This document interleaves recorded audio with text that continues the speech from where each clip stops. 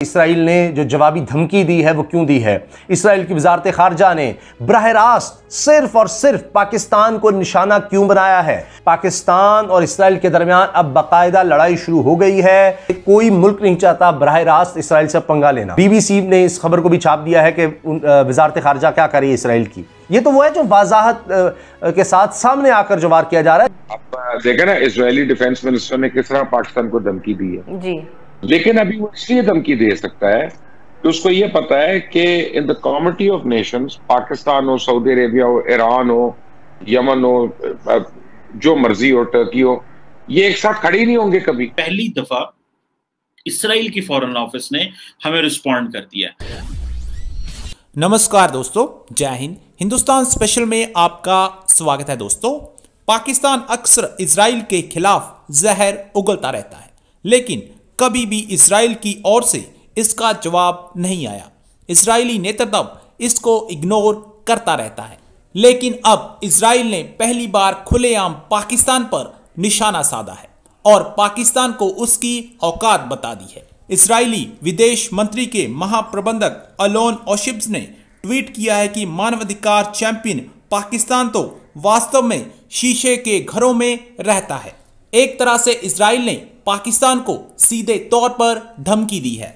اب سیدھے طور پر اسرائیل اور پاکستان میں شبدوں کی جنگ شروع ہو گئی ہے۔ پاکستانی میڈیا اسرائیل کے اس آکرمک رخ کو دیکھ کر کافی چنتت ہے۔ آج کی ویڈیو میں پاکستانی میڈیا نے اور کیا کہا، so guys let's start this very interesting video.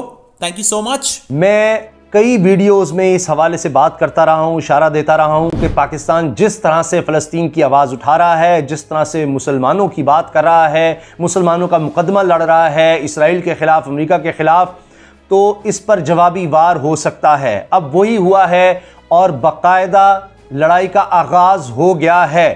Pakistan اور اسرائیل کے درمیان اب باقاعدہ لڑائی شروع ہو گئی ہے اور سفارتی سطح پر کھل کر سامنے آ گئی ہے۔ اب آپ اس قرارداد کو ہی اگر دیکھیں گے، اس کی نمبر گیم کو دیکھیں گے، تو آپ کو پتہ چل جائے گا کہ اسرائیل نے جو جوابی دھمکی دی ہے وہ کیوں دی ہے۔ اسرائیل کی وزارت خارجہ نے براہ راست صرف اور صرف پاکستان کو نشانہ کیوں بنایا ہے، اور یہ وزارت خارجہ اسرائیل کی پاکستان کو جب نشانہ بنا رہی ہے، اس کے الفاظ سے، ان کے وہ جو مینیجر ہیں جس نے پہلے ٹویٹ کیا، اس سے آپ کو اندازہ ہو جائے گا کہ اب اسرائیل کہاں کہاں پاکستان سے بدلہ لینے کی کوشش کرے گا، کیونکہ کوئی ملک نہیں چاہتا براہ راست اسرائیل سے پنگا لینا۔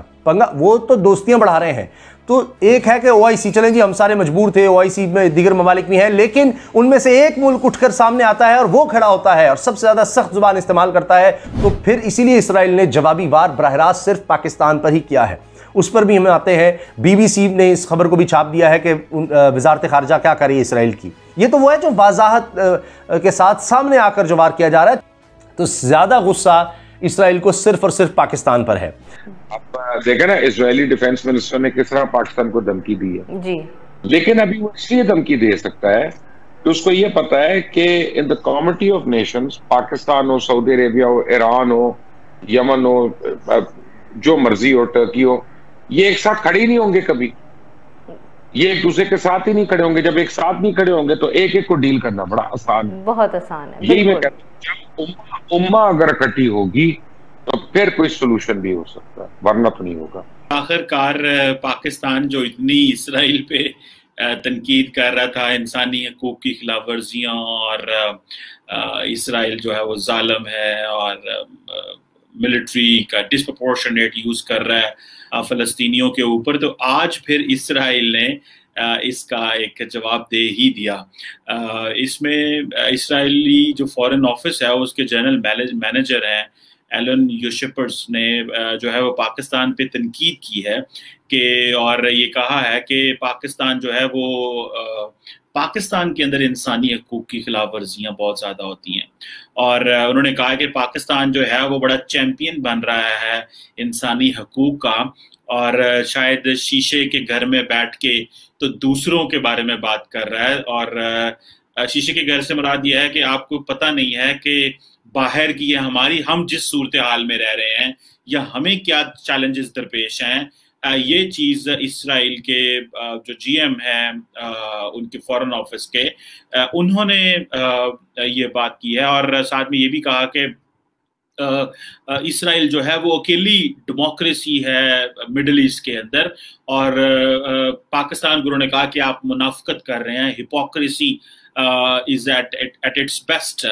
اب پاکستان جو ہے وہ آپ کو یاد ہے ویورز کے شاہ محمود قریشی UN گئے، ہر جگہ گئے۔ ویسے تو مجھے شاہ محمود قریشی صاحب ایسے لگتا ہے کہ جیسے وہ صرف مسلمان ممالک کے ہی فارن منسٹر ہیں۔ آج وہ عراق گئے ہوئے ہیں، اس سے پہلے ٹرکی گئے ہوئے تھے، سعودی عرب گئے ہوئے تھے، تو وہ زیادہ تر جو ہے وہ اسلامک ممالک کے ٹور وہ کرتے ہیں۔ مجھے ایسے لگ رہا ہے کہ وزیر اعظم عمران خان کی جو فارن پالیسی ہے اس میں، یا اس حکومت کی جو فارن پالیسی ہے اس میں کوئی دوسرے جو یورپین، لیٹن امریکن، ادھر کا کوئی اتنا زیادہ ذکر نہیں ہوتا ہے۔ ایشیا پیسفک کی ادھر کی تو کبھی گئے ہی نہیں، پتہ ہی نہیں یہ دنیا بھی شاید ہمارے شاید جو پاکستان نے نقشہ بنایا اس میں شاید ہے ہی نہیں ہے۔